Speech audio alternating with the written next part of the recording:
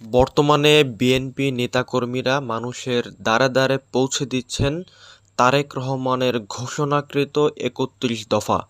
তারা মানুষের কাছে যাচ্ছেন, বোঝাচ্ছেন এবং ৩১ দফায় কী কী আছে এটা সম্পর্কে জানাচ্ছেন।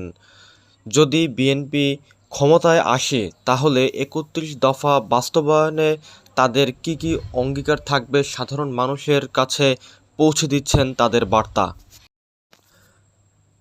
এরই ধারাবাহিকতায় ১১ তারিখ শনিবারে সন্ধ্যায় খান মনিরুল ইসলাম বাগেরহাট জেলা বিএনপির সাবেক সহসভাপতি এবং বর্তমান বাগেরহাট জেলা বিএনপির আহ্বায়ক কমিটির অন্যতম সদস্য, তার নেতৃত্বে ৩১ দফা সাধারণ মানুষের কাছে পৌঁছে দেওয়া হচ্ছে ছাত্র দলের মাধ্যমে।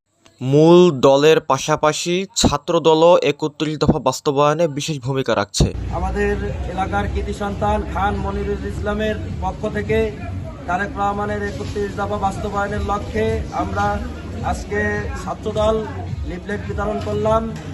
এবং বাংলাদেশে আপনারা সবাই জানেন, বাংলাদেশের জিয়া পরিবার কখনো এই দেশের সঙ্গে কারোর সাথে বেইমানি করেনি এবং দেশের প্রতিটা মানুষ, কৃষক, শ্রমিক যারা আছে, এদের এদের এদের দল হচ্ছে বাংলাদেশ জাতীয়তাবাদী দল বিএনপি।